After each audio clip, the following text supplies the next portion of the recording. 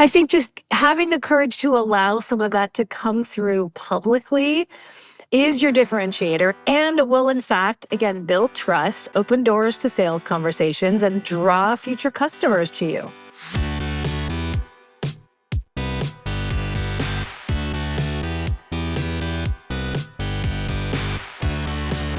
You're listening to The Successful Bookkeeper with your host, Michael Palmer. Listen each week as inspiring guests share their secrets of success to help you increase your confidence, work smarter, and build a business you love.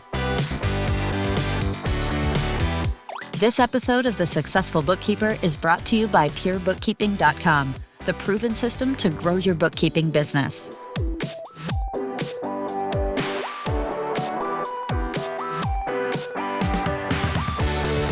Welcome back to the Successful Bookkeeper podcast. I'm your host, Michael Palmer, and today is the finale of a two-part series with Jess Jensen.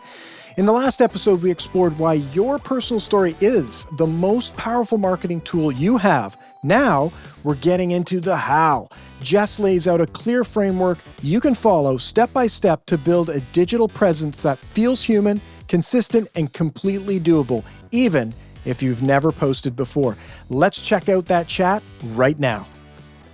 So one of the easier ways to kind of just dip your toe if these territories, these platforms feel a little intimidating is obviously you want to be following folks that are relevant to your industry and your interests, but then start to just put a little comment, a little 1 sentence, 2 sentence, not just a like. That's the easy thing to do. Anyone can do that. Actually write a little sentence in there.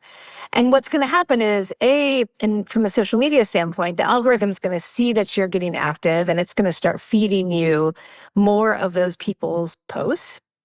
And B, it's going to also elevate anything you publish because again, it's going to recognize, oh, this person's here to play. They're here.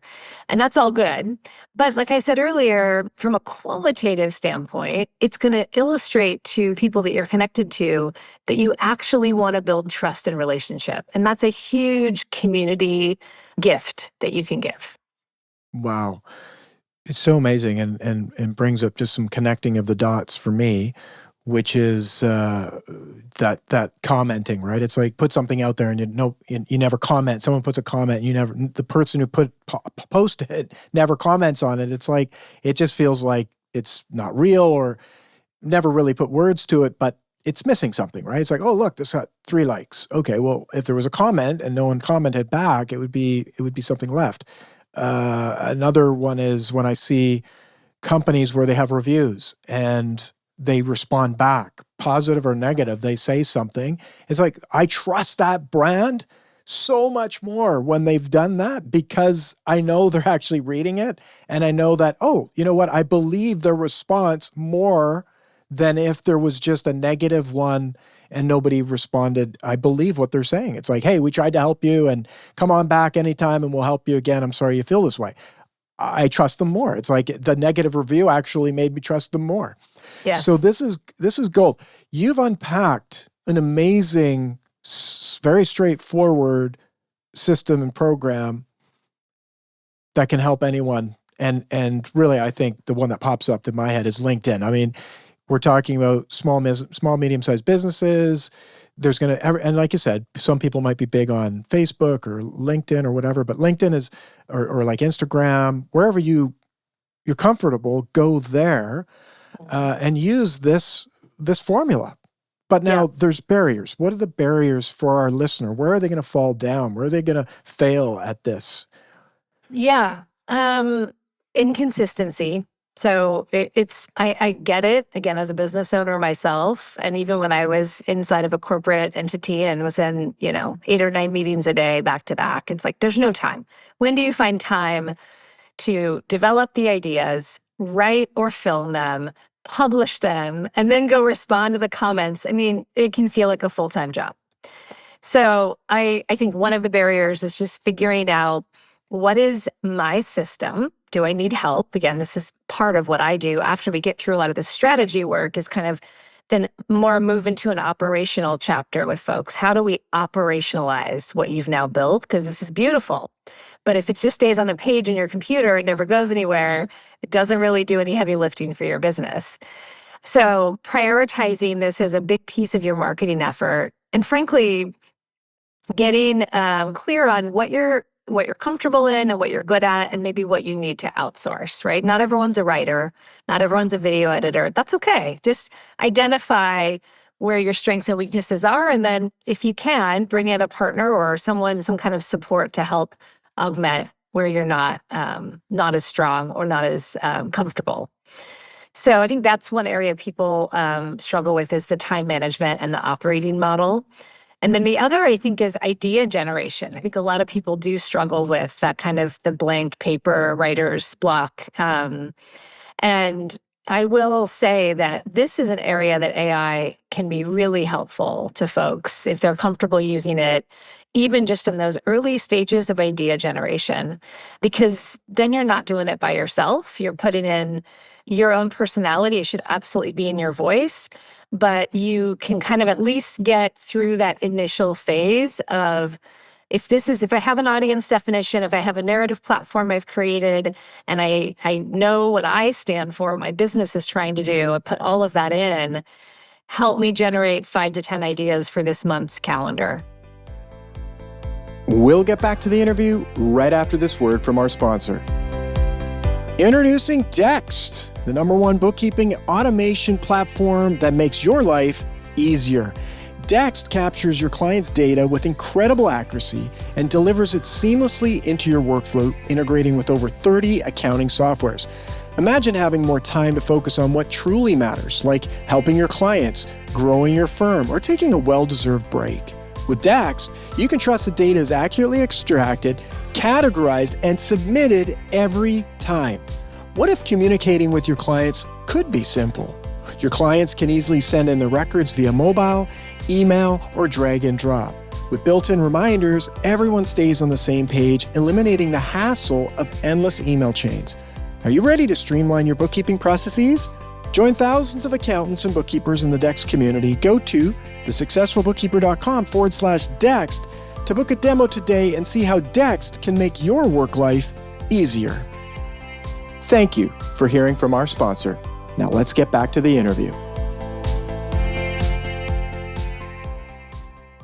Absolutely, and I think it would be a disservice if our listener didn't use AI because of the sheer power of it. Now, many people say, "Oh, AI is just pumping out garbage and it's just a computer robot." But if the more you train it, the more you give it what it needs, it's still your brain, your thought, your creativity.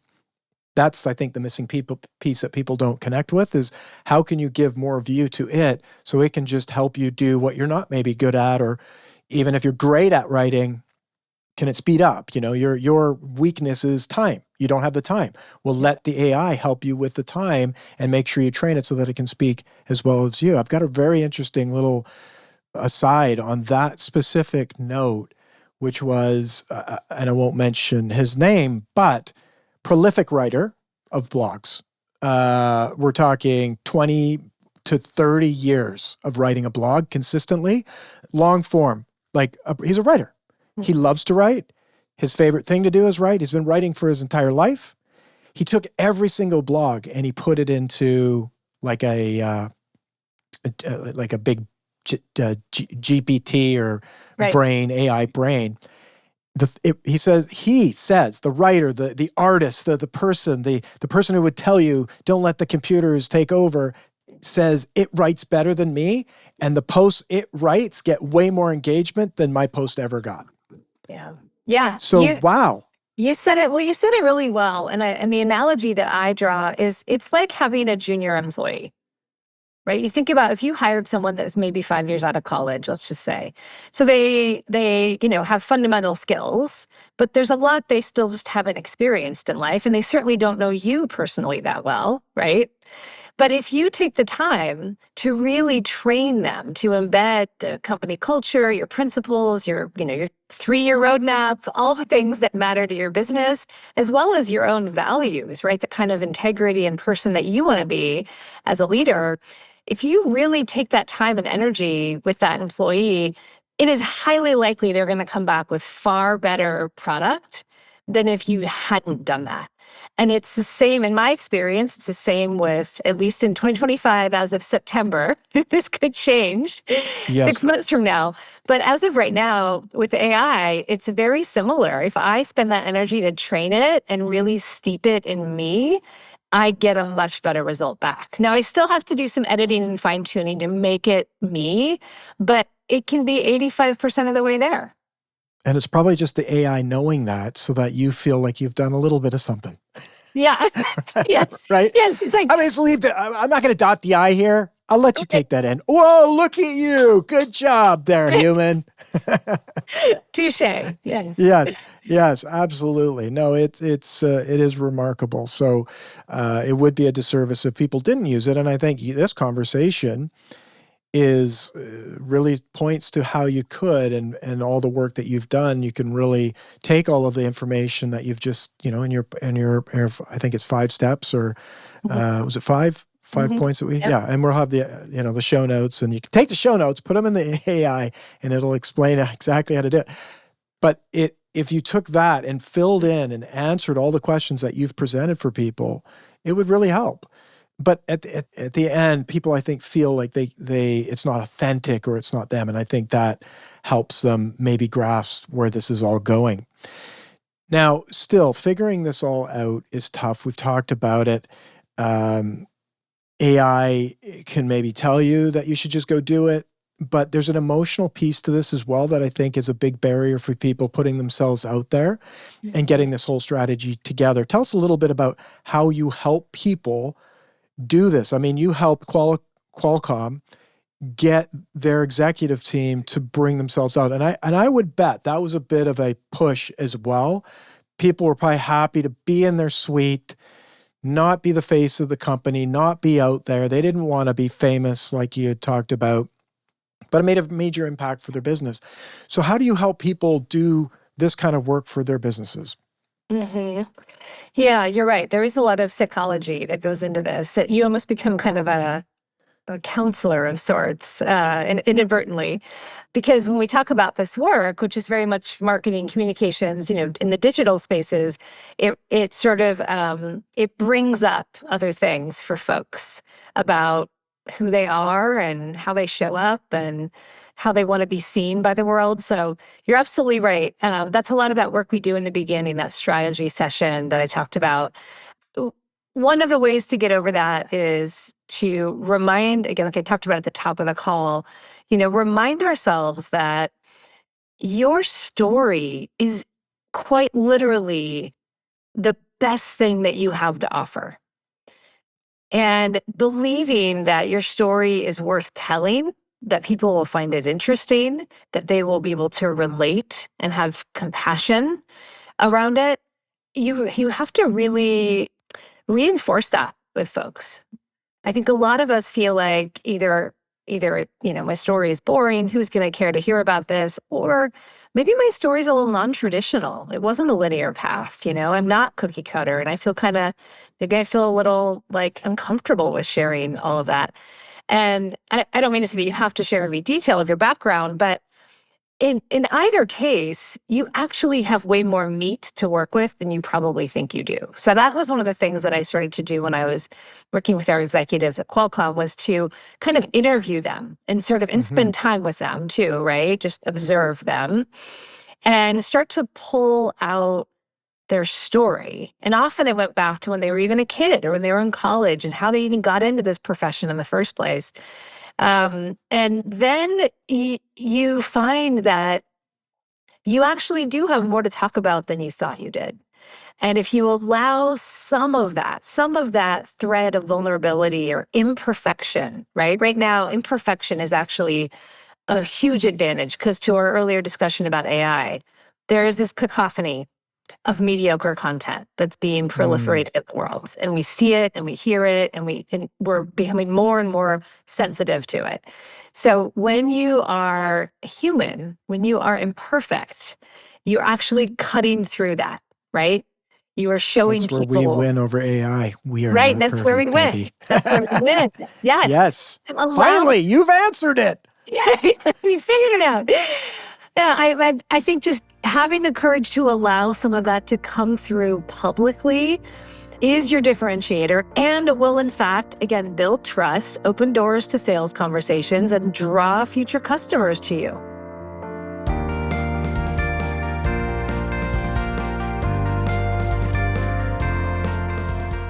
Beautiful. And I think that's where your consultation helps, and where AI can't solve that for you, is knowing what is a good imperfection and how to position that in the market that it serves you versus not, because there's a lot of imperfection that should just clearly stay silent.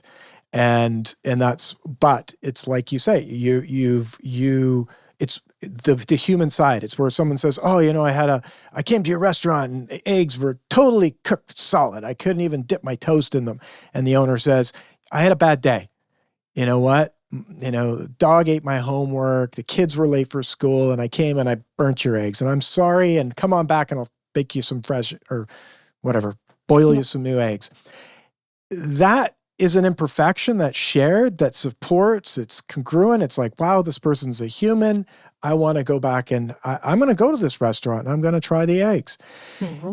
But there's a lot of other imperfections that shouldn't be told, and I hear people say them in the market or in the world where it's like, you know what, that's not serving you, because I remember hearing it was like forget what program it was. It was a study of transaction. Forget the name of it, but study of how people transact, and often people are naive about what they share and how that transaction impacts them as a business owner or a friend or whatever, because there's all this stuff, all these thoughts and perceptions that happen, and we're naive to think that doesn't matter. It could harm us as much as it could help us. So that's what I hear in your strategy, is helping people identify what's the real you, what are some important stories you can tell, things that are close to you, what's the strategy. And I think just having that confidence that you're on the right track will help so many people do this in themselves, rather than go, okay, I got it all figured out. We've written a bunch of stuff with AI, and it's like, I need someone to tell me or be my yes person or my no person that this is on the right track. Yeah. Yeah. And people don't have that. They're in isolation. They don't have that, and they're afraid to ship it, as many people say. Yeah. And it stays locked. And you know how I know? Because I'm one of those people. Right? I've written so many blogs. I've done so many different things. I was like, this is garbage. Crumple, crumple, crumple. Throw that back into the digital waste bin. So I get it, and I know. But when people, later in life and recently, Dave, who produces the podcast, he really is my great yes person and no person on so many things. It's like, yeah, maybe change the messaging a little bit. It's like, no, I don't think you should do that. Or yeah, that's great. It sounds good. It's wonderful. Do it. That helps so much. Whereas if you don't have that, it can really, I think, stall people out. Yeah. I mean, you said it well. It's the reason that writers have editors, right? It's the reason there was, Paul and John, right? Like, we need collaborators. We need people who know us and also bring certain expertise to the table and can help us shape and edit what we want to put out in the world. Yeah. Beautiful. So this has been a fantastic conversation. Absolutely could take it into hours, I'm sure, of just talking about these topics, and I'd love for you to share, how can people, if they want to learn more, they maybe want to work with you, what's the best way for them to learn more about you or engage with you? Yeah, thank you for asking. So I'm very active myself on LinkedIn. So certainly if you just want to follow me and the things I have to share, my POV, you can follow me it's Jessica K. Jensen on LinkedIn, which is my full name.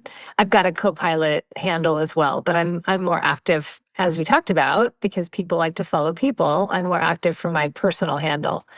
So Jessica K. Jensen on LinkedIn. My website for Copilot is copilotcommunications.com, all one word, Copilot Communications. And I am going to offer a fun thing to your listeners, so I can share that. For the month of October, if you go to my website, and you'll see in the upper header, there's a contact section. type in that you are a listener of the show, and I will offer you a free 25-minute session where we'll do a LinkedIn audit of your LinkedIn profile. I'll give you some thoughts, feedback, and some next steps that you can take, no strings attached. Wow. We're going to crash your website. It's going to go down. I love it. Hopefully you got a backup, because if I can't, and there's only so many hours in the month of October, listeners. So when you hear this, you may want to go to the show notes and get the link and book your session, because I don't expect them to last very long. I want to go book right now, but it's not October yet. So that's such an amazing gift to our listeners. Thank you so much for that. I know it's going to make a massive difference for them. And, presenting yourself on LinkedIn in the best way possible, just from that 25 minutes. Wow, what a gift. So thank you.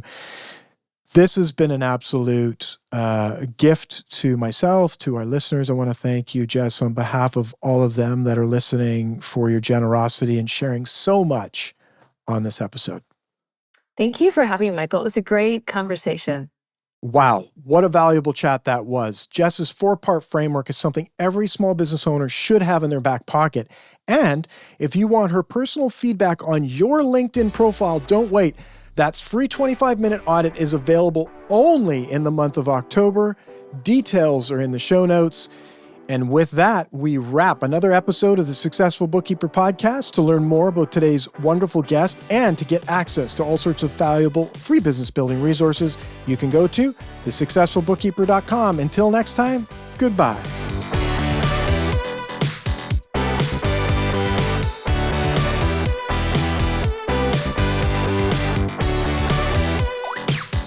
You've been listening to The Successful Bookkeeper with Michael Palmer.